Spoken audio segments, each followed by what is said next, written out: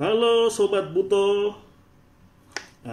Pada konten pertama kali ini saya Bang Buto, ya, perkenalkan saya Bang Buto. Saya akan sedikit mereview maupun membahas pusaka koleksi saya, sebagian lah pusaka koleksi saya yang jenisnya berdapur betok, ya. Bisa dilihat nih pusakanya, celing. Indah sekali bukan? Warangkanya sandang walikat, ya, kayunya kayu timohoni bermotif, ya, seperti batik. Istimewa kan? Ya, istimewa sekali. Ya.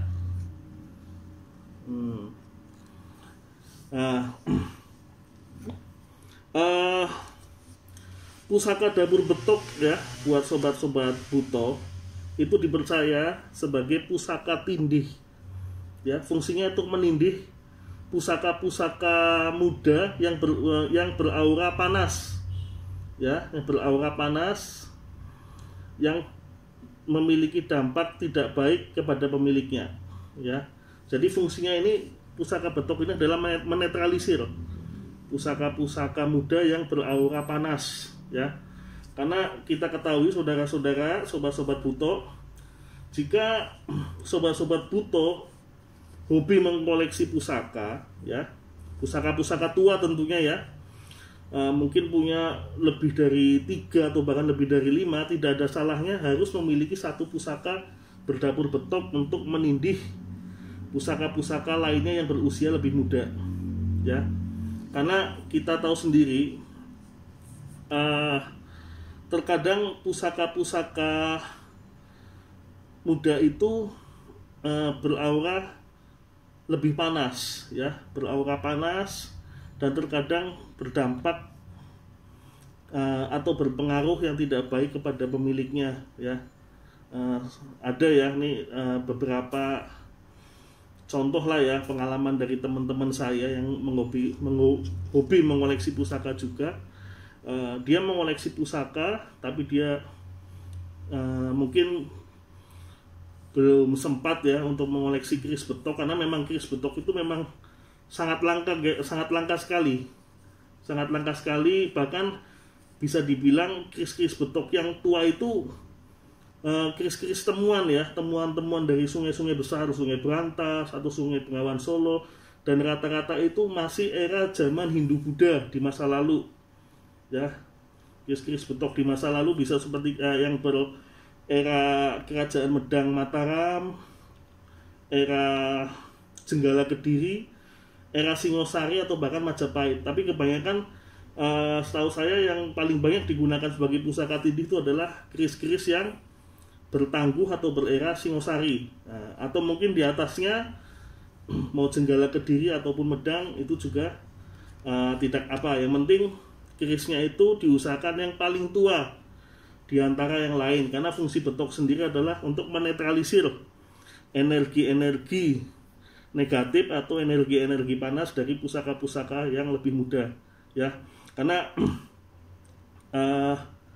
beberapa kasus, ya, ketika seseorang memiliki banyak pusaka, ya, pusaka-pusaka muda yang beraura lebih panas atau keris-keris pusaka yang berera kerajaan-kerajaan yang jauh lebih muda, itu kadang-kadang beraura panas, dan jika pemegang pusakanya tidak kuat, ya, kadang-kadang berdampak negatif juga kepada pemiliknya, yaitu seperti emosi, bawaannya selalu marah-marah, emosinya selalu tinggi, ya. Memang ada beberapa pusaka seperti itu yang sangat mempengaruhi kondisi emosional dari pemiliknya, maka tidak ada salahnya untuk menindihnya dengan keris betok, karena fungsinya adalah untuk menetralisir agar pusaka-pusaka muda di era kerajaan yang lebih muda itu bisa menjadi lebih stabil, ya, menjadi stabil. Karena ini adalah fungsi betok adalah untuk mengayomi sebagai sosok yang paling tua kepada adik-adik yang lebih muda, dianggapnya seperti seorang kakak atau seperti orang tua yang fungsinya adalah untuk mengayomi agar yang muda menjadi tidak berangasan atau menjadi lebih kalem dan tidak liar, ya. Maka perlu ada pusaka yang lebih tua usianya untuk ditaruh di sekitar gudang pusaka milik sobat-sobat Buto semuanya, ya. Jadi ada yang bertanya, pusaka bentuk tangguh manakah yang lebih bagus untuk menindih pusaka yang beraura beraura panas di era kerajaan-kerajaan yang lebih muda? Ya, saya bilang pusaka betok di era mana saja baik, yang penting adalah usianya paling tua di antara pusaka-pusaka koleksi Sobat Buto lainnya yang berusia lebih muda.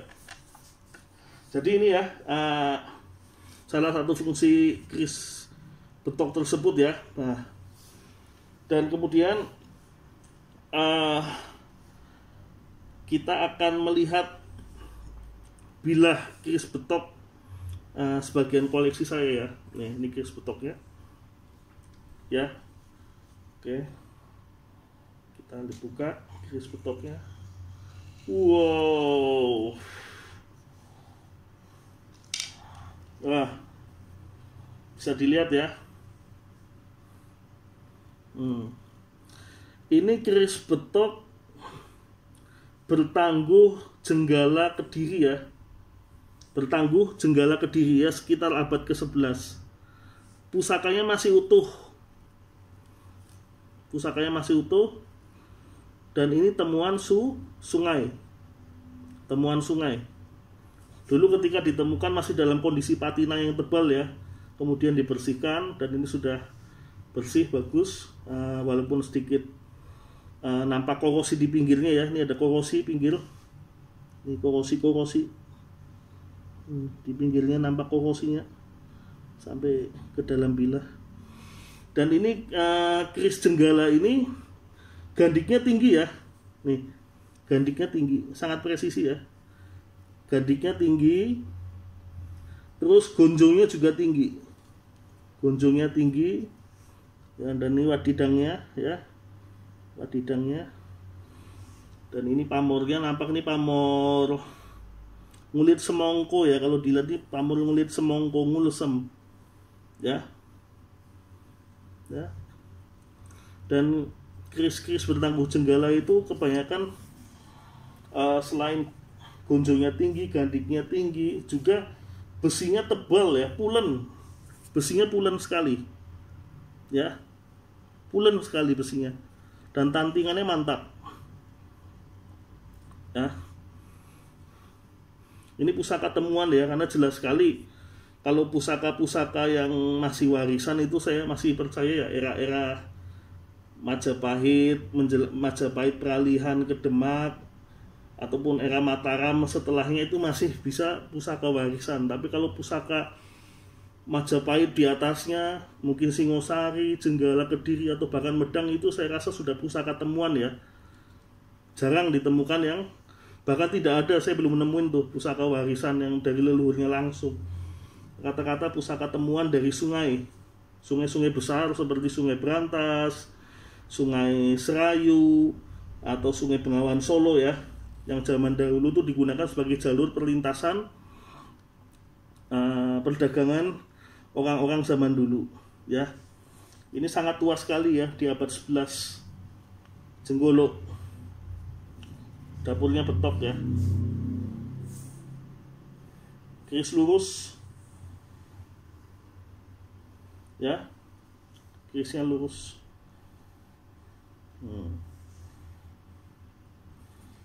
Kerisnya lurus. Oh, kelihatan, ya, tuh keripis-keripisnya, korosi-korosinya nampak, ya.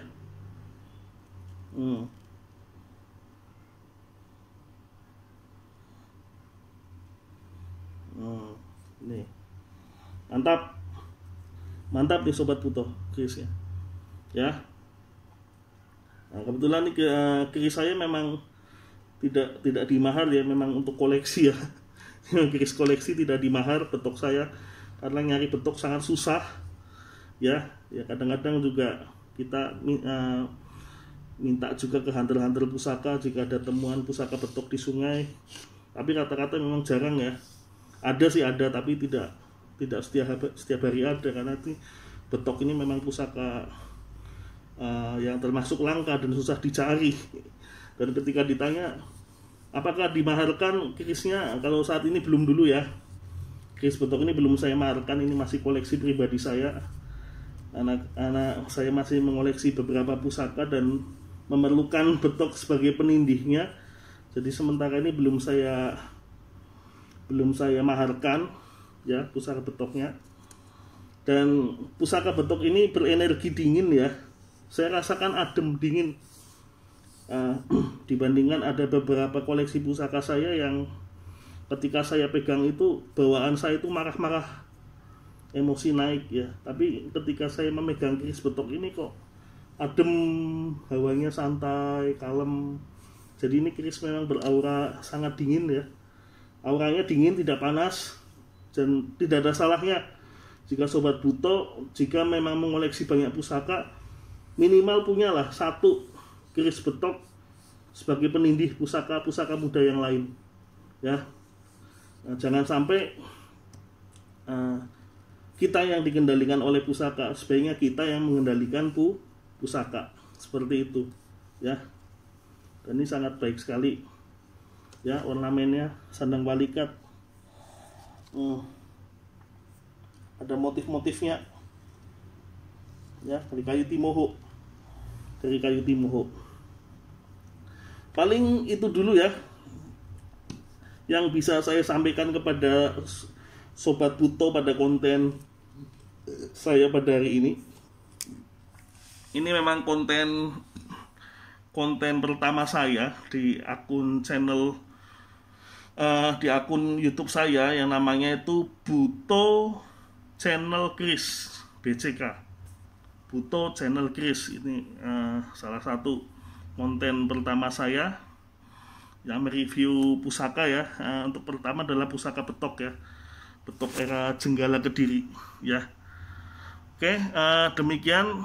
Terima kasih buat sobat-sobat betok yang sudah melihat video saya kali ini. Sebuah video yang sederhana, sekedar sharing pemahaman dan pengetahuan terkait pusaka ya.